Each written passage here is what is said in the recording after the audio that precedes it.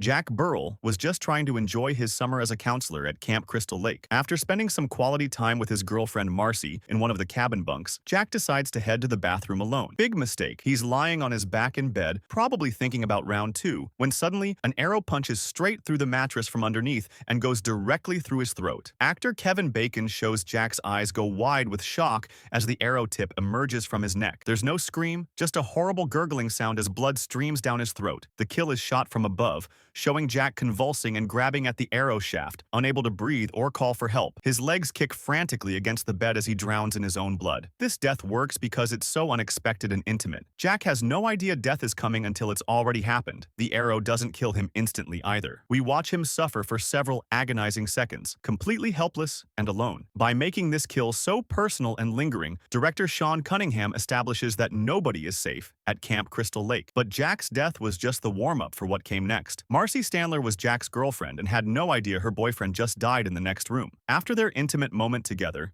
Marcy heads to the bathroom to freshen up. She's standing at the sink, looking at herself in the mirror and talking about a recurring childhood dream. The rain is pounding outside and thunder crashes overhead, masking any sound of the killer approaching. Suddenly, the bathroom door creaks open behind her. Marcy turns around just in time to see an axe swinging directly at her face. The blade connects with her forehead with a sickening thud, and actress Jeanine Taylor's face contorts in a frozen expression of pure terror and pain. The axe embeds deep into her skull, splitting through bone and brain tissue. Blood immediately pours down her face as she drops to the floor. What makes this death so brutal is the direct facial impact. There's no quick neck slice or stab to the chest. The axe hits her right in the face, the one place that makes us instinctively flinch. The movie shows just enough of the impact without being gratuitous, but your imagination fills in the horrifying details. Marcy's death also happens right after Jack's, meaning the killer is moving through the camp systematically. But things were about to get even more creative with the kills. Ned was the class clown of the group, always playing pranks and trying to get laughs from the other counselors. Earlier in the day,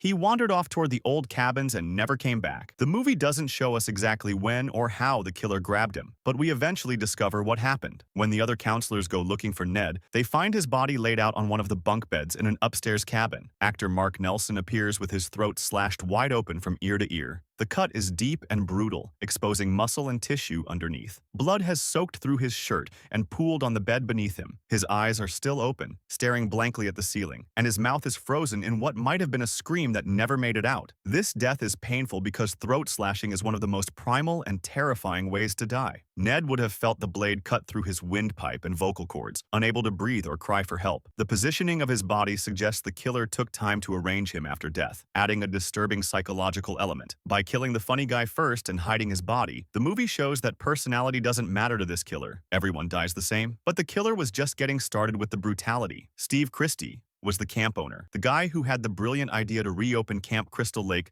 despite its dark history. While the counselors are at the camp, Steve drives into town for supplies. When he returns late at night during a massive thunderstorm, he sees someone standing near the main cabin. Recognizing the person, Steve smiles and walks over, completely off guard. Then the killer pulls out a knife and drives it straight into Steve's stomach. Actor Peter Brewer's face shifts from confusion to shock to agony as the blade sinks deep into his abdomen. The camera shows him grabbing at his midsection as blood spreads across his shirt. He stumbles backward, mouth open in a silent scream, before collapsing to the muddy ground. The rain pours down on him as he bleeds out in the darkness. What makes this death particularly painful is the stomach wound. Unlike a quick stab to the heart or throat, a gut wound means Steve is dying slowly. His internal organs are damaged, and he's hemorrhaging internally, which is an excruciating way to go. The fact that he recognized and trusted his killer adds an emotional layer of betrayal. Steve's death also removes the authority figure, leaving the counselors completely vulnerable. But the killer still had two more horrific deaths planned for the night. Bill Brown was the responsible one, the counselor who actually cared about doing his job right. When he realizes something is wrong and his friends are missing, Bill goes searching through the camp in the dark. He ends up back at the main cabin, checking on Alice,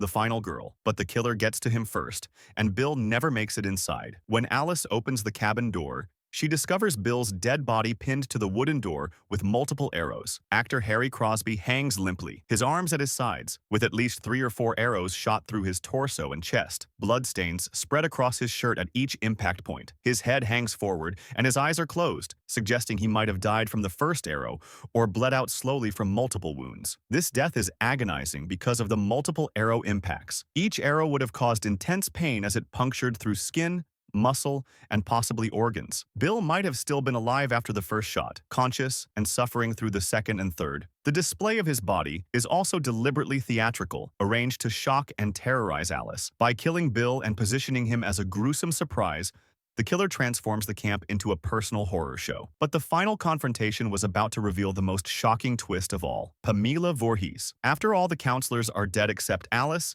the killer finally reveals herself. It's not Jason Voorhees.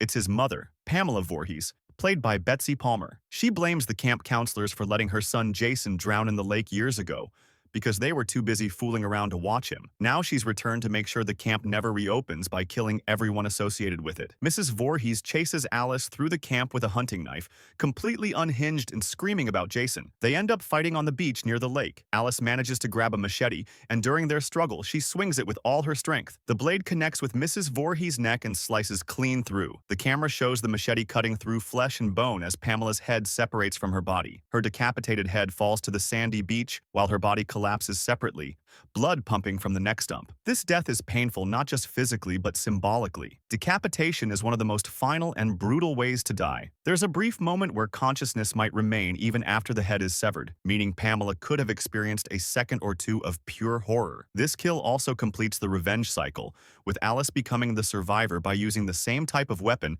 that would later define Jason's killing style. This decapitation gives the franchise its definitive ending, or so we thought, because Jason was about to rise from the lake and start his own legacy of pain.